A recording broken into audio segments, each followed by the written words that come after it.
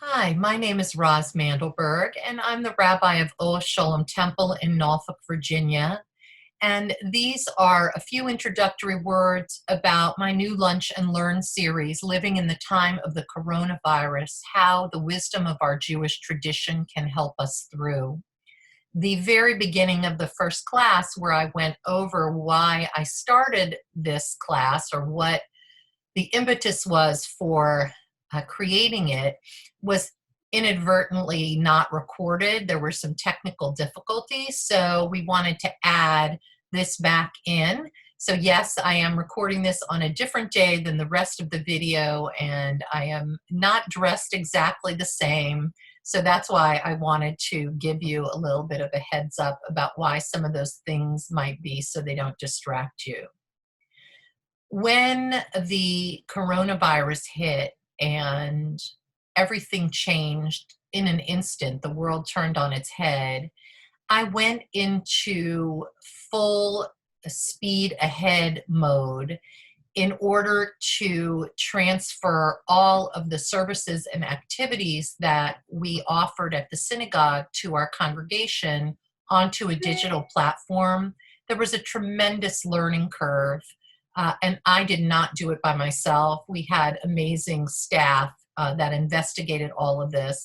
Nonetheless, it was a whole new world for me to lead services by myself in my home study, which you see behind me where I'm seated now, with my cantor in her home, side by side on a Zoom screen. Who even knew what Zoom was before all of this?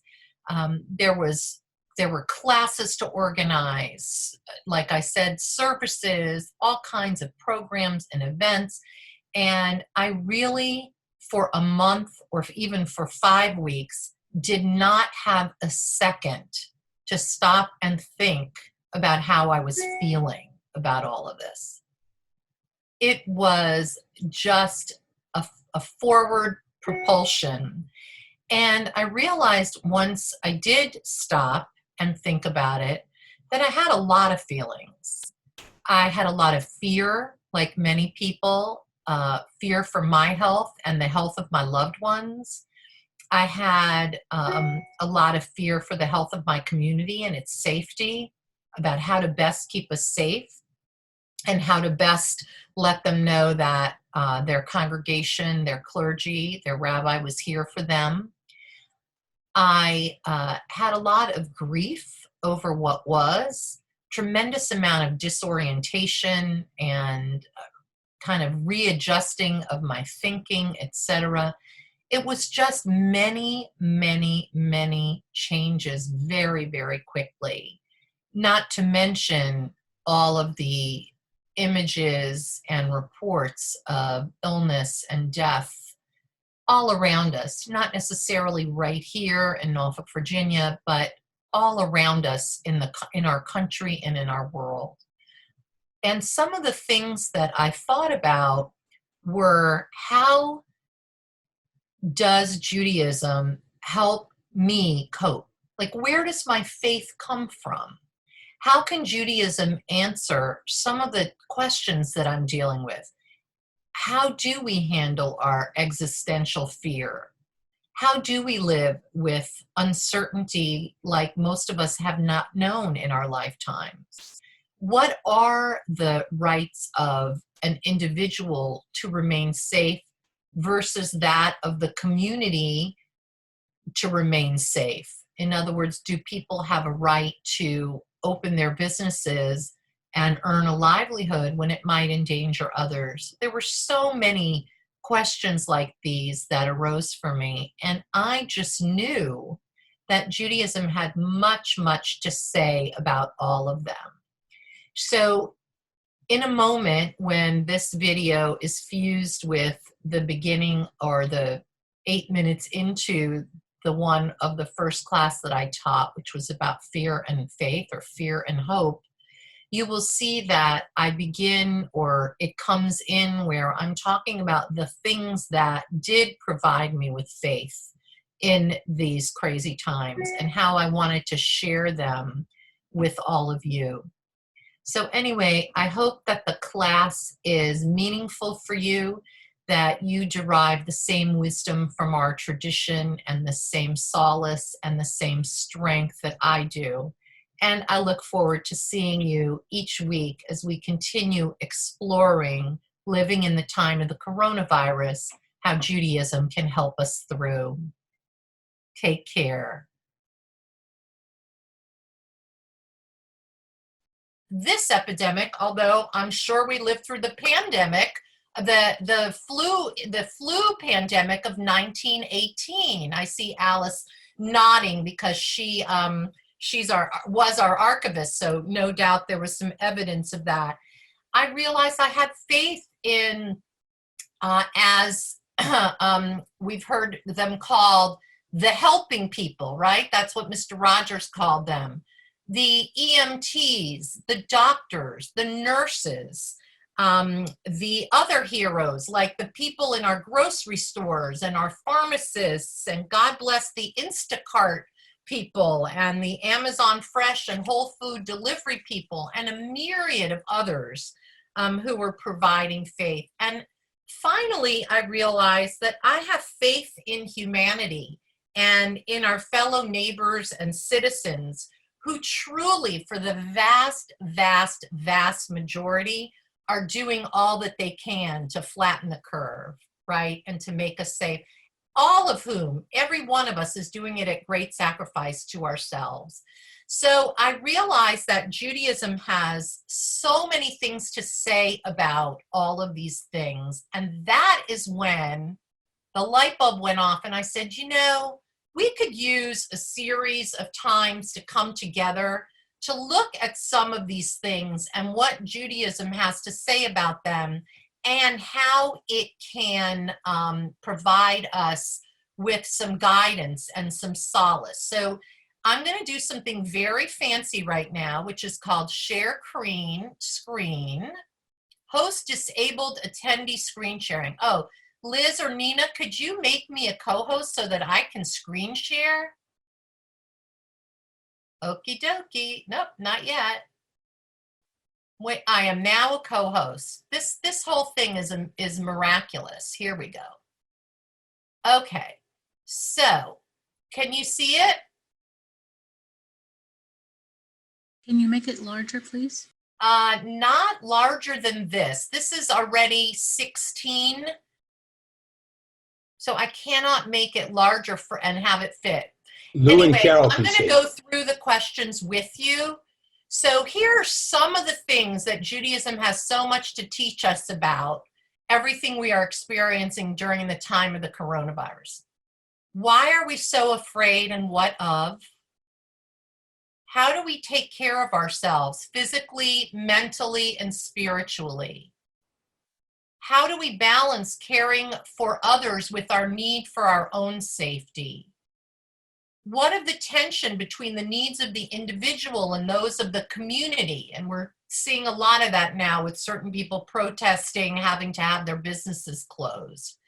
How do business owners manage their closed businesses and their needs for livelihoods? Do they have a right to earn a living? When we feel scarcity ourselves, how do we treat our employees ethically? How do we make medical decisions and deal with end-of-life issues when we can't even be with our loved ones while they're sick? And when is the right time to resume normal living? And how do we overcome our fear of doing so? What will our new normal look like? Will the coronavirus forever change our notion of community from in-person to virtual? So those are just some of the questions I thought of. If you think of other questions that you might want to address, I can't promise, but that leads me to the next page, which is a few instructions. So I am going to explain to you to the best of my ability how to ask questions, etc. So most of you probably know because we've had so many Zoom format classes and activities. But so Lunch and Learn, which has been going on for 15 years, I've been doing it with you for 15 years. I'm sure it predates me, but maybe not at Sholom. But we have 100 or so devices on this, which is more than 100 people in this with us together. So we're going to have to adapt. And of course, adapting is one of the lessons of living in the time of the coronavirus. So because we're a big group, you're going to hear more from me than I would normally like. And Liz will keep everyone mute so we can all hear. That's really important because you don't realize if your microphone is on, we hear all kinds of ambient noise that you may not even be aware of. And I'm not talking about pets and children, all kinds of things. If you have a question or comment, if you're on a computer, look at the bottom of your screen. I'm not sure if you're on a different device, what you do, but you'll see something, you'll see a little tab at the bottom that says participants. If you click on that, a list appears on the right side of your screen. And at the bottom of a list, you'll see there's a button that says raise hand. If you click on that button that says raise hand, then the co-host and I will know that you have a question. So I may not always be able to call on you, and it is not personal. It's just that there may be more hands than I could manage to cover, or there's actually a lesson that I've crafted that I really want to get to. Like I want you to see the Jewish wisdom, not just the world according to Rabbi Roz. Another possibility is there's also a chat button at the bottom of your screen. I don't know where it is if you have a different kind of a device like an iPad, but it's at the bottom of the screen. And if you push that chat button, you'll see on the right, it allows you a box to ask a question. And you can address it to everyone, or you can address it to an individual, etc. Okay? So moving on, I will try to address a different topic each week, but there will be times that there's a little bit of overlap. We won't review the same text, but occasionally a lot of these issues sort of dovetail. And then finally, we are going to tape these sessions, and eventually our plan is to put them up on our Ohef Sholom Temple YouTube page. We have not used this format yet. So once we figure out how to do that, we'll send out a link, likely at an upcoming As the Temple Turns. So without further ado, let me just see if I can change my view here to a different way so that I can see. When I share this with you, I can't see the hands. So that's what I'm trying. When I have my screen share up, I can't see your hands. So I don't know if there's another way to do that. Ladies, is there a way to do that where I could actually see the people whose hands are raised? Oh, it's telling me more. Here, chat, I got it. Okay. Carol Brum is saying to Sylvia, who asked if we could make it larger, if you're on an iPad, you can pinch it and go like this, but if you're on a computer, you can't. All right, everybody. Moving on, I would like to get to why we're all here, which is the Jewish wisdom part. So today, I thought we would start with the most basic, which is just the general feelings of fear and how we mitigate them, or how we mitigate it, or how we have hope.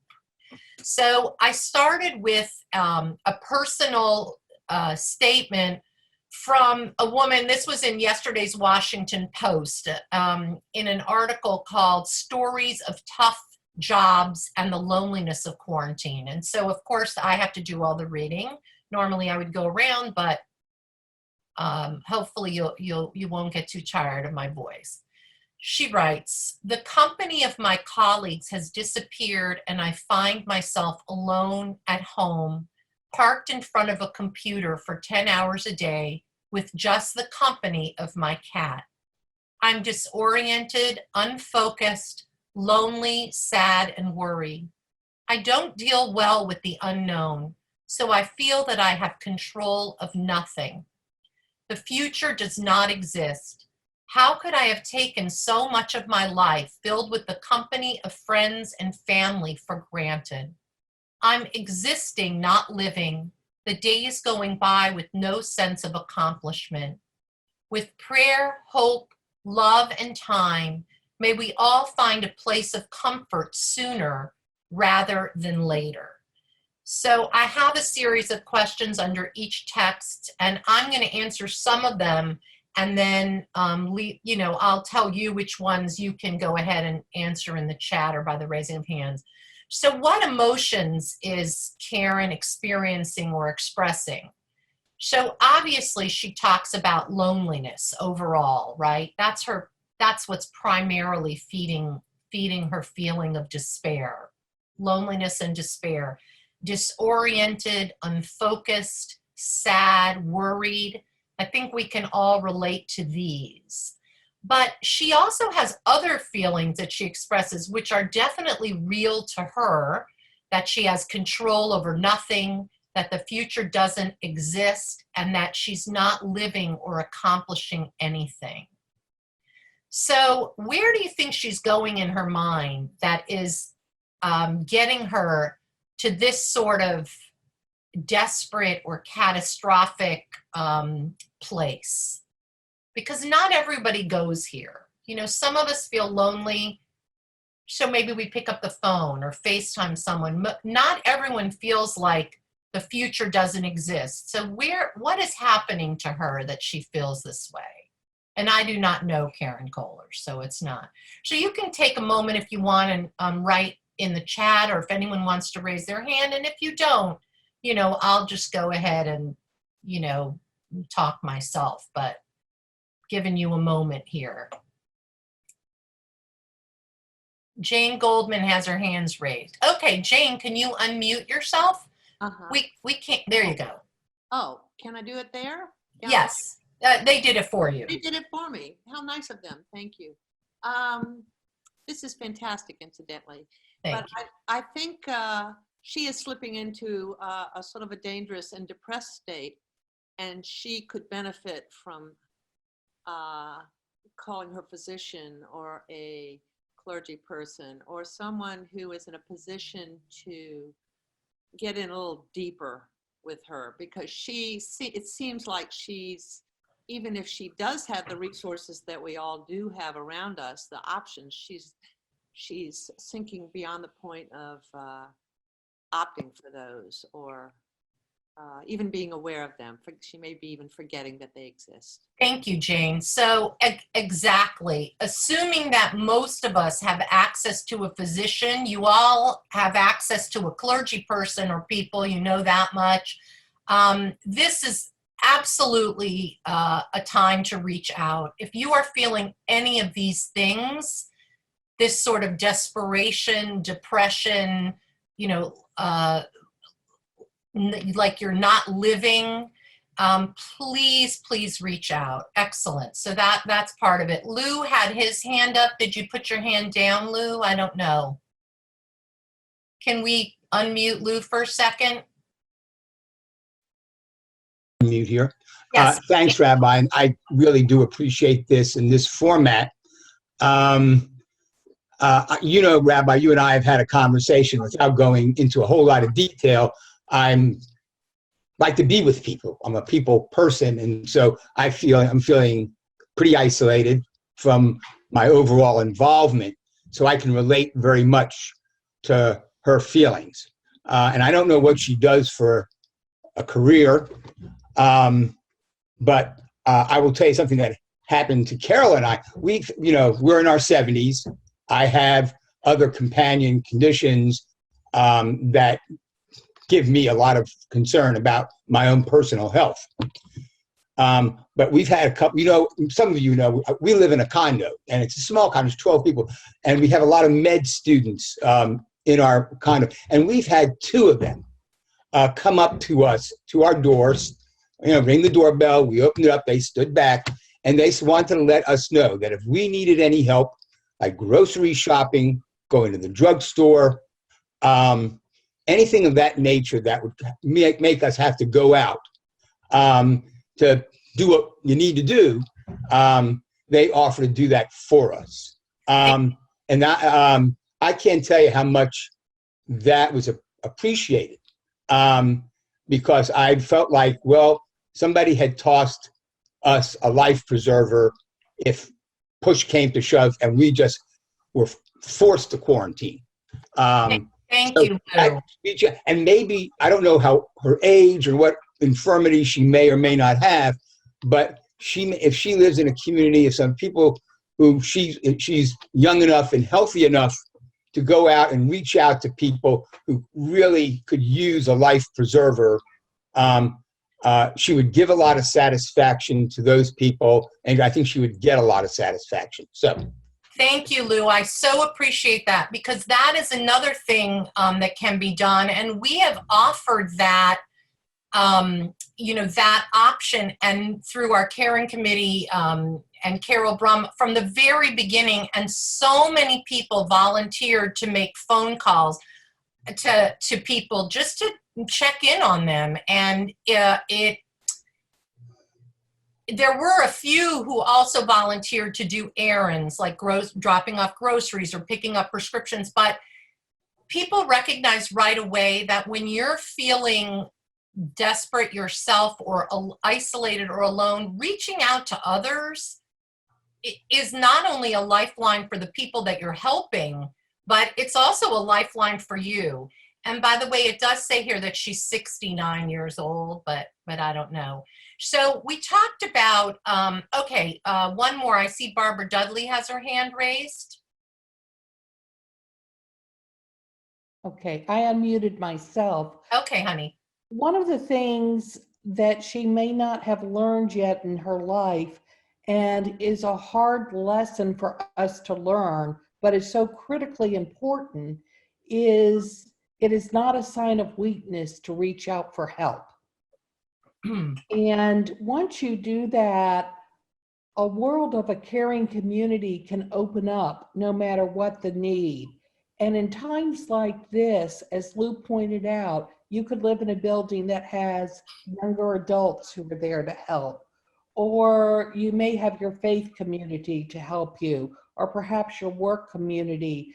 So that's a lesson that just from the brief paragraph from yesterday's post, it seems that she has not learned how to reach out for help.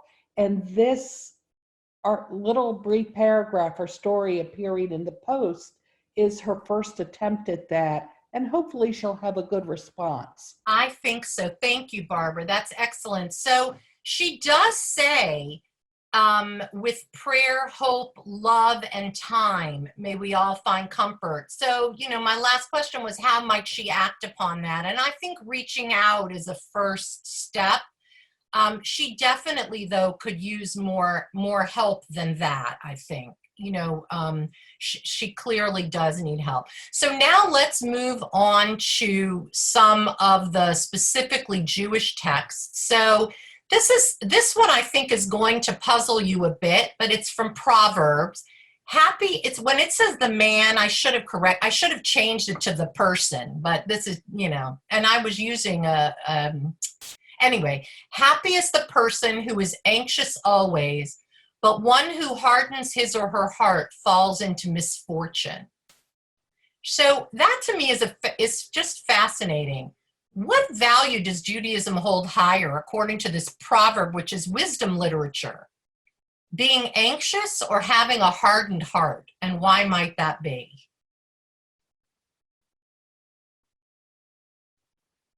Why might being anxious be preferable to having a hardened heart?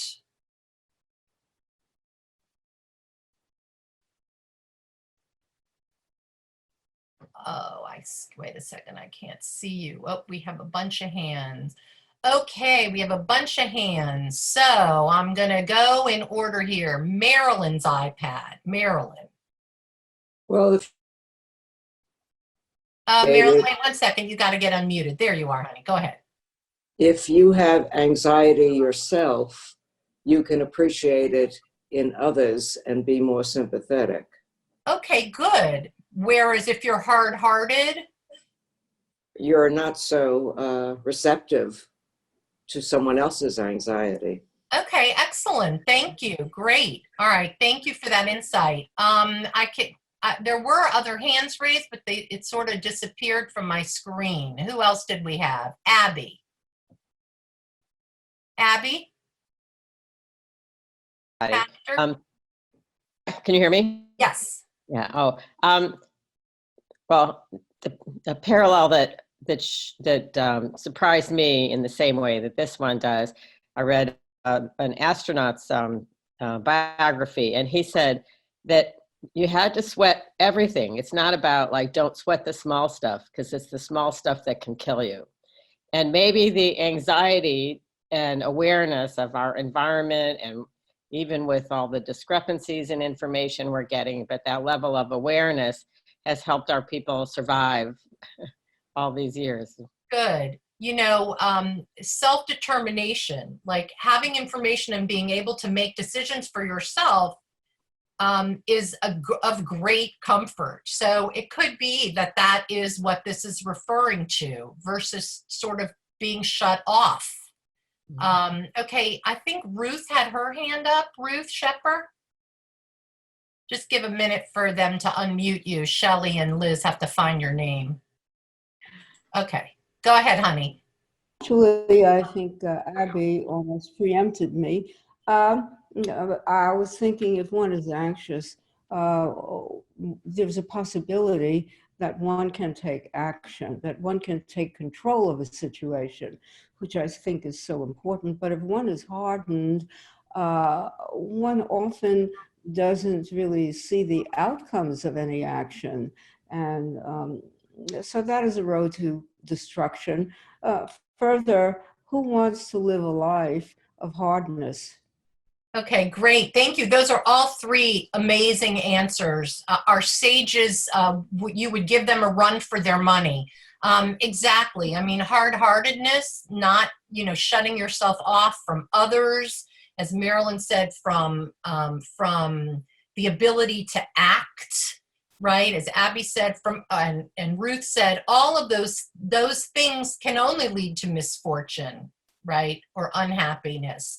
So even though we may be feeling anxious right now, that anxiety or that fear can propel us to good things. Happy might be a little bit of a far-reaching result, but nonetheless. So now let's look at, I picked Jacob as an example because Jacob is an example of a person that actually deals with anxiety. The Torah does not often share emotion with us. It's very rare when in Torah you see a feeling represented. Very, very rare. So this is the next two texts are from Genesis 32. Esau and Jacob have been separated for 21 years. You may recall that when Jacob left home, it was not under the best of circumstances, and that he had cheated his brother out of his brother's birthright. And now 21 years later, the two are going to reunite. And you can imagine how Jacob might be feeling about this reunion. So he sent messengers ahead to check out what was coming his way. So when his messengers returned to him, saying his brother Esau was coming to meet him with 400 men, Jacob was greatly frightened. The root is yirah. In his anxiety, he divided the people with him and the flocks and herds and camels into two camps, thinking, if Esau comes to one camp and attacks it, the other camp may yet escape. So the first question is, how is Jacob's reaction to his brother's arrival like Karen Kohler's to the coronavirus? What is he assuming? He's assuming that his brother with this 400 men are going to try to kill him, right? He's assuming the absolute worst. Now, his assumption might be based on some facts. Why does his brother need 400 men to come greet him, etc., right? But nonetheless, he's kind of going to that catastrophic, desperate place, so much so that he kind of weakens himself by splitting his people, his resources. Yirah can be both fear and awe. Would having seen his upcoming reunion with his brother differently have lessened his fear and anxiety? And what might he done to shift his perspective? So I'm going to pause there. How would seeing his upcoming with his reunion with his brother differently might have lessened his fear and anxiety? What might he have done to shift his perspective?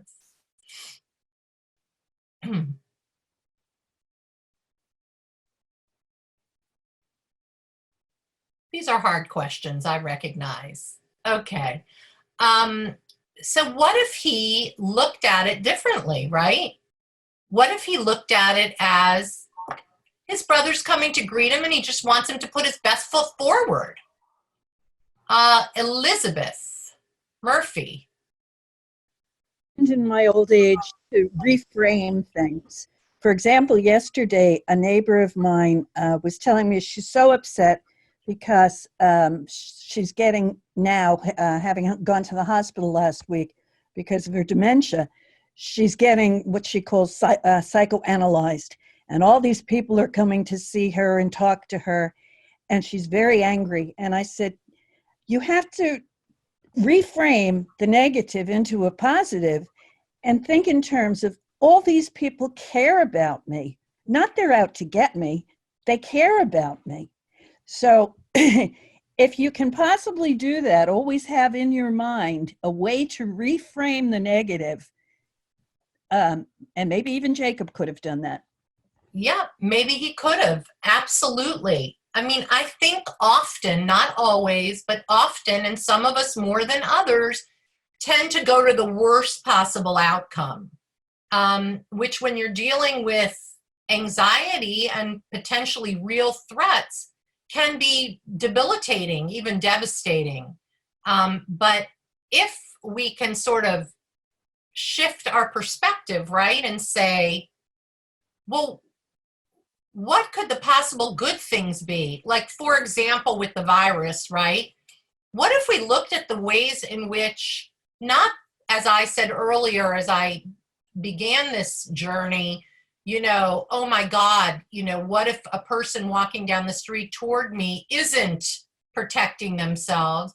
What if instead I looked at it and said, wow, look at all of these people who are putting aside their own safety to help others, right? What if I shifted the perspective? Of course, that's what happened.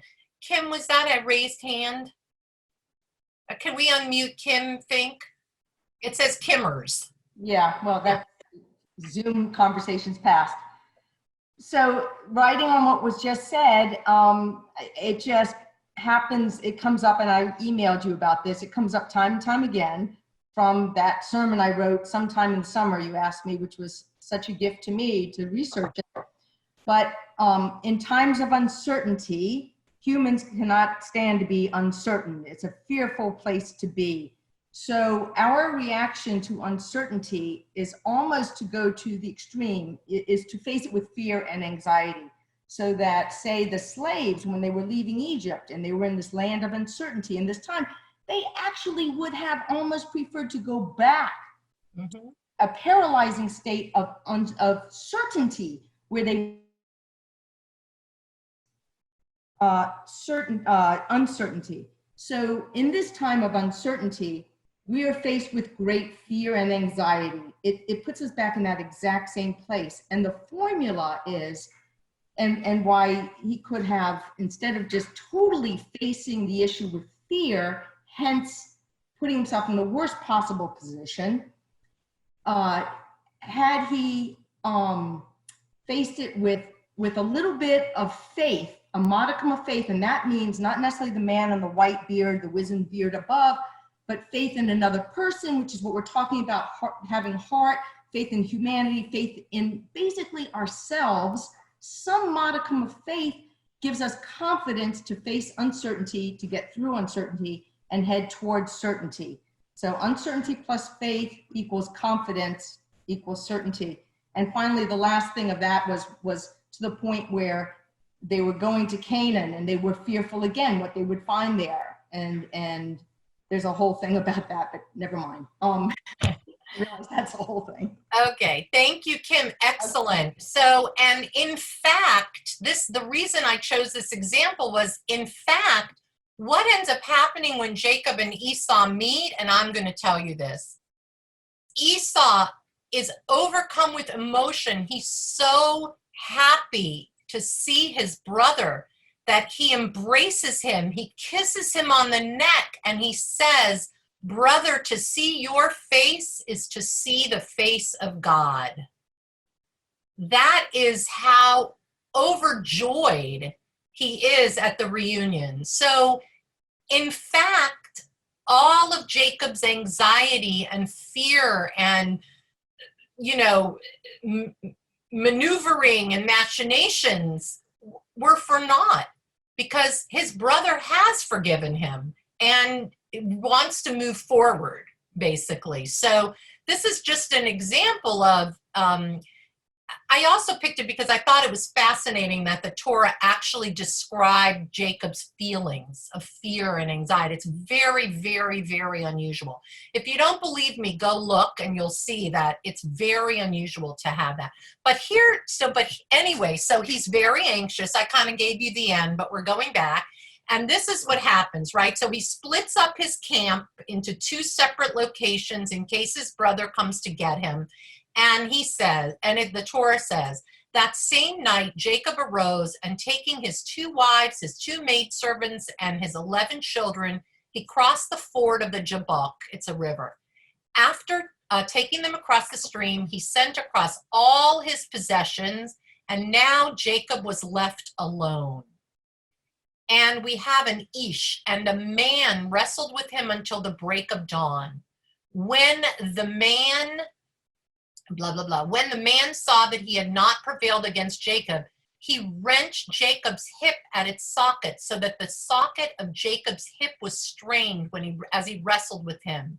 Then the man said to Jacob, "Let me go, for the dawn is breaking," meaning Jacob is winning. But Jacob answers, "I will not let you go unless you bless me." Said the man, "What is your name?"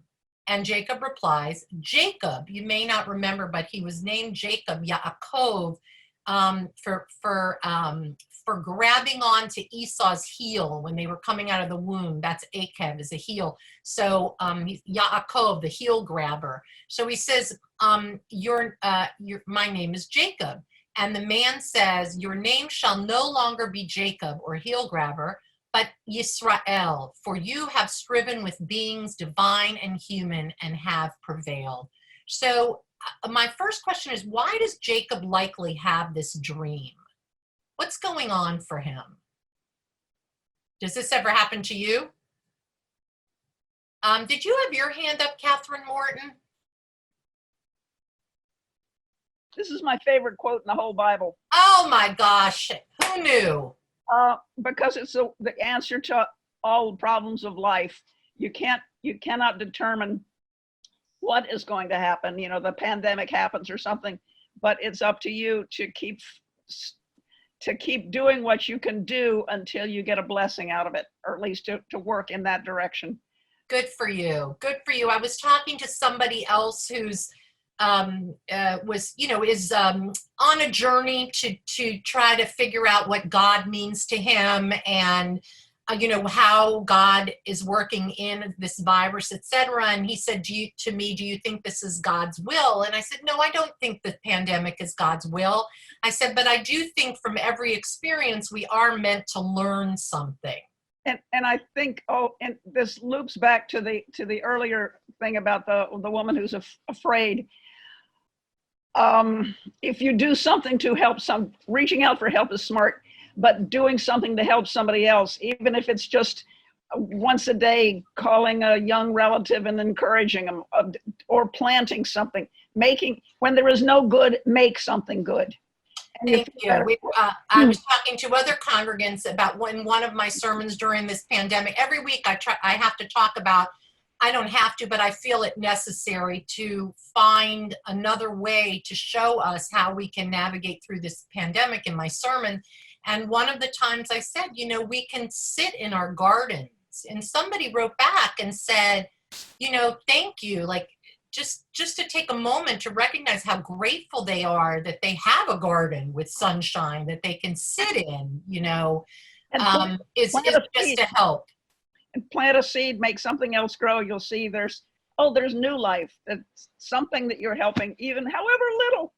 Right, however little. So I'm going to just go back and answer some of my own questions, because I love talking to myself. So why does Jacob have this dream? It's not uncommon when we're anxious, right, to dream. Sometimes we work our stuff out in our dreams. So he has a dream, and there are reams of commentary, classical commentary, about who might the man or the ish be that he wrestles with. Most of the commentators don't think it's an actual person. Some think it's his conscience or his subconscious. Others think it might be a demon, right? But somehow he's trying to work through this struggle, right, over the fact that he did not treat his brother right. He wronged him terribly, and now he's going to pay the piper one way or another, and he's scared. And the important thing is, I should have said, does Jacob emerge from the struggle? I wrote, how does Jacob? He emerges from the struggle. He's victorious over the ish, whatever it is, the subconscious, the demon, the man, whatever. However, he is forever changed, right? He will forever walk with a limp. He emerges, but he will never be the same. So what does it mean to be Jews, to be Israel, the children of Israel? It means that we strive, we struggle with God and humanity, and we prevail. We don't always prevail and come out exactly the same. In fact, the goal is to emerge different, I think, from experiences. If we emerge from this pandemic a little more mindful about how all of humanity is one, and not to look down on people who are different from us in some way. If we emerge from this pandemic and recognize that we can do the smallest thing to help another person, like there doesn't have to be a pandemic to knock on a neighbor's door and say, I'm going to the grocery store, can I help you? If we emerge just that little more conscious of what it is to be human, then we will be Israel. We will have striven with God and humanity and prevail. Not ever the same. Some of us will have experienced terrible losses, some financial, others, God forbid, losses of life of people we know and love. But if we can use that for the good, bless others with our emergence from this, then there will have been something good to come out of this, right? And that is the whole point of this with Jacob, right? That he's transformed. He's not the same, but he's transformed. And here is one other quote from Bachya ibn Pakuda, Duties of the Heart. Interesting, he writes, among your traits, there are another two, fear and hope. Fear is proper when you are in a situation which will lead to a painful situation that will not have a good end and which you have no strength or power to avert. So how might this coronavirus situation end, and is fear proper? I would say fear is proper. I'm hopeful it'll end. I don't know that we'll be the same after it ends, but how does Bachya suggest we mitigate fear, and what can we do to find hope when our strength and power cannot avert the virus? Just some ideas, and we've had a few, but we had from Lou, reach out to others. We had from Catherine, Sylvia, go ahead, Sylvia Turner.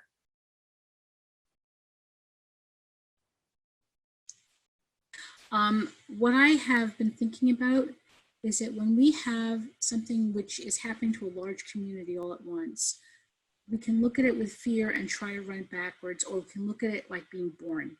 And it's like going through the birth canal. We're getting squished, we're getting squeezed. We all don't make it necessarily out to the other side, but at the other side, there's hope that we've been born in some new way, that we are in a new place, that things are different. We may want to go back to the uterus, but we can't. And that in that belief of that we're being born into a new space, a new place, that is hopeful in and of itself. Okay, so that's excellent. I mean, that's like what Kim was saying about how, you know, we get out of Egypt and the first thing is we say we'd rather go back, you know, back to the uterus, you know, back to the, even though that might not have been, you know, no one, I don't think that anyone would ever want to stay in a uterus forever, you know what I mean, or be in Egypt forever. But these are the kinds of things that, good, that there's hope just in coming through to the other side. Lots and lots of ways to find hope. Some of us find it in prayer. That is true for me. I know I'm weird, I'm a rabbi, but I find our services to be extraordinarily comforting and uplifting because we are together. And we do emerge, hopefully, a little bit different, even if just a smidge uplifted, just a smidge of hope. But there are certainly other ways, and they can just be ways that give you joy. Like we talked before about gardening, like we talked about reaching out to others, family members and friends. You know, FaceTime is an amazing thing. Of course, you can't touch the people you love, but you can actually see their faces, which is pretty amazing. Any other ways that you can think of that we can find hope? Things we can do? Anybody who hasn't shared, I'm trying to kind of spread around the love. That's okay. Hopefully, yeah, that's okay. Well, Lou, go ahead. Go ahead, Lou. No, I've kind of got a maybe out of the ordinary sense of humor, but I forward a lot of the humorous anecdotes, some even arguably a little off color, but I like to send out humor. I send to the rabbi and the canon because I figure they can use it. But I send out jokes probably once a day, sometimes a couple. Last night, it was on fire. People were sending me stuff, and I forwarded it on to the people in my community. And that I'm hoping to give, you know, my sense of humor. Hopefully, it spreads and gives other people a laugh or maybe a smile, help their day along. Good, excellent. Thank you, Lou. That's excellent. Yes, we appreciate humor. Everybody does. All right, here are the last few. This is a very famous quote, Kol ha'olam kulo gesher tsar ma'od v'ha'ikar lo lefached klal. The entire world is a very narrow bridge, and the principle or the main thing is not to be afraid of anything. And you all know the song, Kol ha'olam kulo gesher tsar ma'od, gesher tsar ma'od.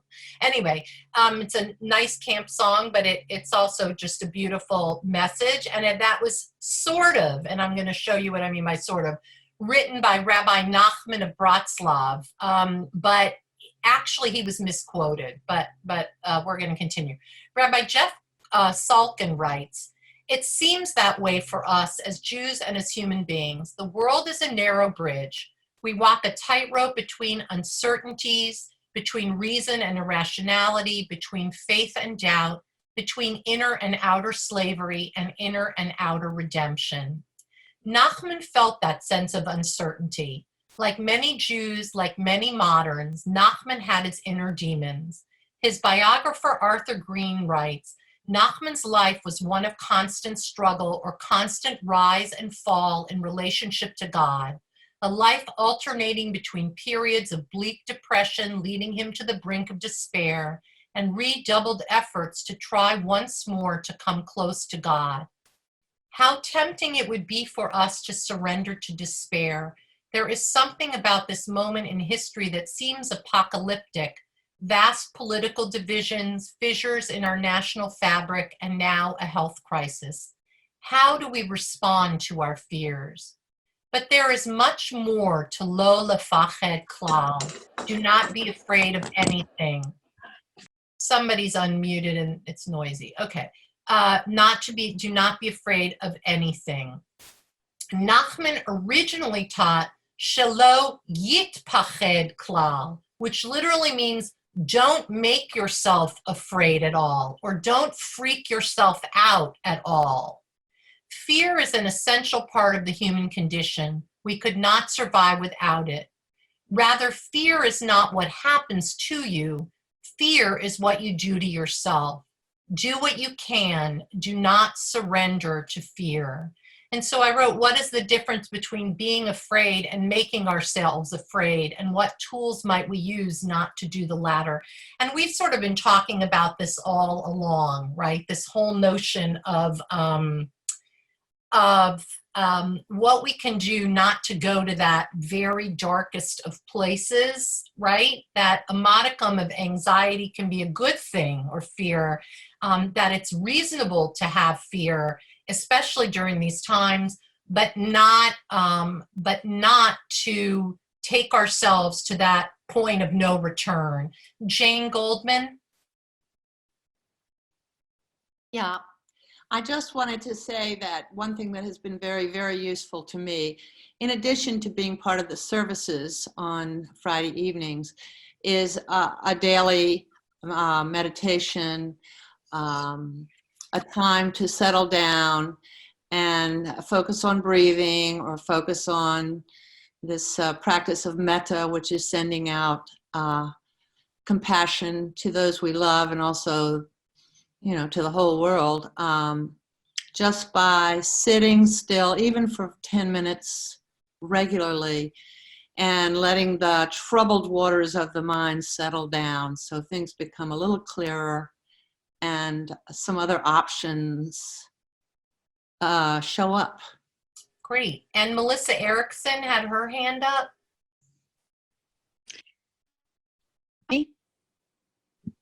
Can you hear me? Yes, we can. Okay. I find personally educating myself. The more I educate myself, the more about what's going on, I find the more that it deters me from fear, because I understand and I can make more logical decisions. Okay, excellent, excellent. That's great. I find I try to educate myself, but I also have to sort of limit the amount of input, because it can get crazy making. But that's why I have Cantor Jen listens to everything, so that way if I miss something, I get filled in. But yes, thank you. That's very helpful. That's very helpful. Anybody else? What can we do to not freak ourselves out? I don't see any other. Okay, good. All right, moving on to the final two. Oh no, I'm sorry, the very final one. So one is not to make ourselves afraid. I thought there was one more, but here's our final one. So I found this, and this actually dovetails exactly with what you said, Jane, like exactly. And it's called In the Unmoving Staying. And it's a poem by someone named Devon Spire. I don't know who she is. I think it's Spire. I am doing what I can, where I can, however I can, especially when I just can't. And I can be here just as I am. I don't have to soften. I don't have to sew. I cannot know. So how might you give yourselves permission just to be, to sit with the fear or whatever other feelings you're having, the uncertainty, and to be okay with it? Because that's hard. That's the hardest thing, to just sit and be. Just to breathe. like I said, it took about a month for me to even start to address any of these things. I see that that Claire is walking outside. I think that's wonderful. That is a wonderful thing to do, to remind yourself to take a walk. And a walk does not have to be 3 miles fast. A walk can be going around the block once. You know what I mean? Just breathing fresh air. That's an excellent modeling for us, Claire. So overall, as we come to the end now, and just to kind of a little bit summarize, what is it that Judaism has to teach us about our fear? Any summations that anybody wants to share of what you got from what we talked about today? Maybe somebody who hasn't shared. I know if you haven't shared, it means you probably don't want to, and I don't want to push you. I'm not calling on anybody. Let me just see if there was anything on here. There's some instructions on here. There are some things. Okay. Good. Being anxious means you care about what's happening. Openness and vulnerability are a medicine to the malady of alienation. Good. These were all about the one of what does it mean happy is the one who is anxious, but a hardened heart leads to misfortune. Anxiety, thank you, Sahar. Anxiety is what creates awareness that opens our heart and mind, not just to our own suffering, but to that of others too. Sandy Forte Nickenick. Everyone, this is really, really wonderful. One of the things that I have read in another context is the mind is a very dangerous place. So with, I think fear, and so many of the quotes and so many of what we've said is certainly a natural reaction to the uncertainty that we're living with. For me, when I have fear, I'm one of these people that, go to the worst place possible. Mm-hmm. And I find for me that I have to call somebody, just reason something out with somebody else about the fear that I have to see, whether, how rational the fear is. And the other thing I learned today and that I loved about the anxiety, because that I think that having anxiety is better than being numb. Mm-hmm. That was the point of that one. Right. Right. And that when you harden your heart, when you close your mind, and when you shut yourself off to everyone, you may not have the fear, but there's no chance of any joy. And all that we've been talking about is ways to return to a place of peace and joy. Good. Good. Thank you so much. And somebody else wrote to the group, that this is really, that this time is really unprecedented because the future really is uncertain. And that is absolutely true, without a doubt, which is the whole reason why we're doing this, is to see that Judaism does deal with fear of the unknown, like what happens to Jacob, right? And the answer is we will get through it, but we will be forever changed, right? There is some injury to in his case, the hip socket is dislocated, but that is more of, I think, in my mind, kind of a metaphor for there is forever a psychic wound. We will not be the same, but Judaism's telling us we will, however, emerge. So I think that's that. Carol Brum, you had your hand up. Unmute. Hi. Hi. Yes, we've been going through this, and the anxiety part, the hard-heartedness part, the fear, the isolation. I think of the words when, when you have a loved one who's quite ill and the doctor says, you have to prepare for the worst, but hope for the best. Mm-hmm. And I find myself, like Sandy said, when you go into those dark places on rainy days, or when I'm frustrated because my Instacart order isn't going well and I want to scream. And I think the worst of all of this is going on. Luckily, I have my husband and my natural optimism that draws me back into that hope for the best scenario. We know we're all going through a tough time, and the fear and uncertainty is scary. But if you try to persuade yourself and understand, I can hope for the best and expect that good will eventually come out of this. That's where I have to go. Thank you. And I think it's what Nachman of Bratslav said. Fear is natural. It's normal to be afraid. If we weren't somewhat fearful in this time of great uncertainty and,